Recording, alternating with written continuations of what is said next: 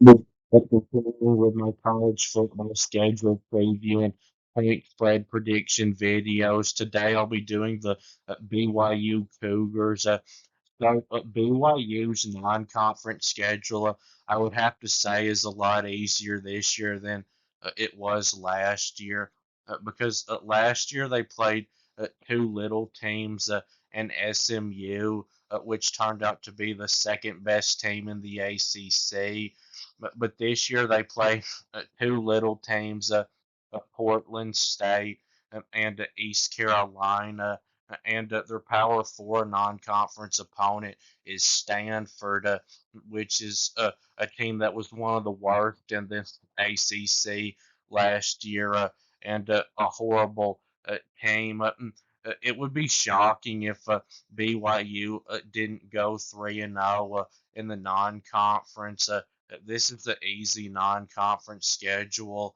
Now, East Carolina is one of the better group of five teams. And actually, I think there's more of a chance that BYU would lose to them than there is that they would lose to Stanford.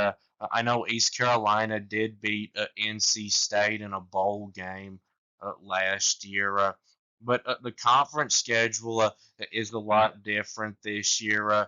Six of their opponents in the conference that they play this year, they didn't play last year. So last year they played Kansas State, Baylor, Oklahoma State, Kansas, Arizona State, and Houston. And instead, this year they play Colorado, West Virginia, Iowa State, Texas Tech, TCU, and Cincinnati.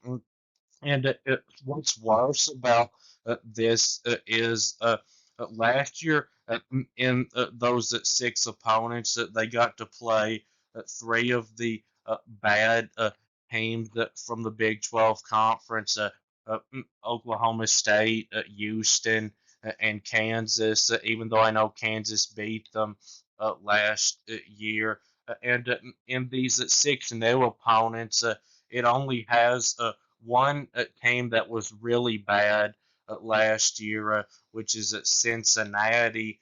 And I know West Virginia was a bad team last year, but they were around the middle of the conference because the Big 12 conference was not very good last year. But switching up Baylor with a Texas Tech, I don't really think makes much of a difference. But something that might be a little bit better about this for BYU is switching Arizona State with Iowa State and switching at Kansas State with at TCU. But the first bye week for BYU comes at a terrible time in between Stanford and East Carolina. But their second bye week comes at a perfect time. Comes in between two road games in a row against decent to good teams, Iowa State and Texas Tech. It's going to be unlikely, I think, for BYU to win both of those games. And even though BYU does have to play two road games in a row, they got it good with that because they're against East Carolina, which is a little team, and Colorado, the team that they just blew out in a bowl game. BYU got to be the ones to expose Colorado for the fakes that they were last year. I would feel really good about BYU's chances of winning this game because in that bowl game last year, BYU's defensive line made Colorado's offensive line look like an FCS offensive line, which is about what it was. But Colorado, only scored 14 in that game. But that was because they had Shador Sanders and Travis Hunter, and Colorado better hope that BYU's defense isn't as good this year, or they could get shut out in the BYU game. And I would feel really good about BYU's chances of winning on the road at Arizona. Arizona, even though they returned that good quarterback, they lost pretty much all of the other good players that they had uh, on what was already a terrible team last year. I'm not expecting Arizona to be any good this year. And the Utah game is going to be tough, I think. It's an in state rivalry game. And even though BYU had a much better record than Utah did last season.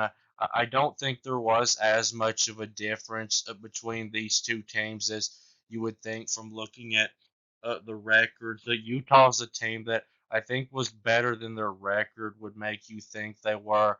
I don't think they were actually as far off from being the team they were supposed to be last year as you would think from looking at their record.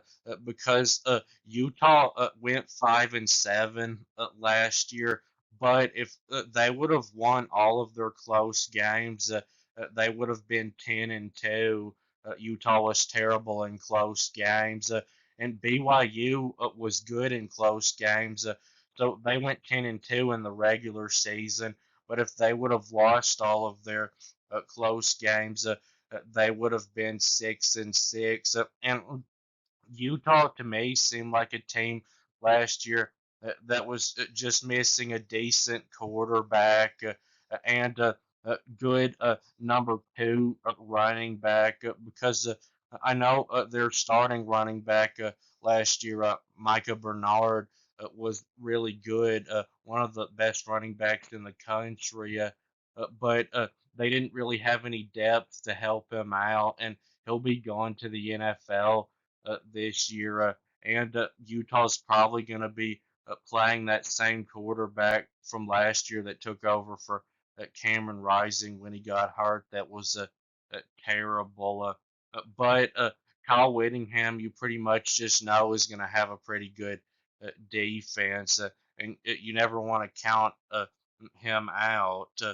And the Central Florida game at the end of the season. You would think that BYU could win. So Central Florida hired back that coach that left them after having a 13-0 season to go to Nebraska, and he was terrible at Nebraska and got fired. Scott Frost is his name, but Central Florida was horrible last year, and I don't see him turning them around this year. So now for the point spread prediction. Games in the green are games where I think BYU will be favored to win by a blowout, 20 or more points. Uh, and there's two of those, Portland State and East Carolina. Games in the blue are games where I think BYU will be favored to win by double digits, 10 to 19 points. And there's five of those, Stanford, Colorado, Arizona, Cincinnati, and Central Florida. Games in the purple are games where I think they'll be favored to win by about a touchdown, 6 to 9 points, and there's one of those, West Virginia. Games in the pink are games where I think they'll be favored to win by about a field goal, 1 to 5 points, and there's three of those, Utah, Texas Tech, and TCU. Games in the gray are games where I think BYU will be about a field goal underdog, so 1 to 5 points, and there's one of those at Iowa State. So Portland State, BYU should be favored in that one by 40 something points. East Carolina, BYU should be favored by around 3 touchdowns, maybe 21 points. And Stanford, BYU should be favored in that one by 17 or 18 points. And Colorado is only in the blue because of what happened in the bowl game last year. I'll say BYU will be favored by around 2 touchdowns in that one, like 13, 14, or 15 points. And Arizona and Central Florida, I think the spread in both of those will also be around 2 touchdowns. But Cincinnati on the road, the spread in that one be closer to 10 points because that Cincinnati, did upset Arizona State last year. And Utah, that one's in the pink because of uh, Utah only losing to BYU by 1 point last year. Otherwise, it'd probably be in the purple. But I think BYU will be favored in it by 4 or 5 points. And Texas Tech, that one, there's a good chance BYU could be an underdog in because it's on the road. But I'll say BYU will be favored by about a point in that one.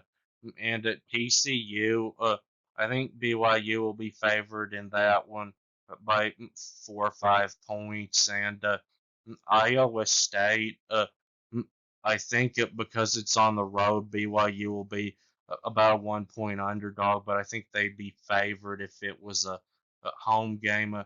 But I'd say BYU ceiling with this schedule is probably 10-2. It's not a terribly hard schedule, but it's not the easiest schedule in the country.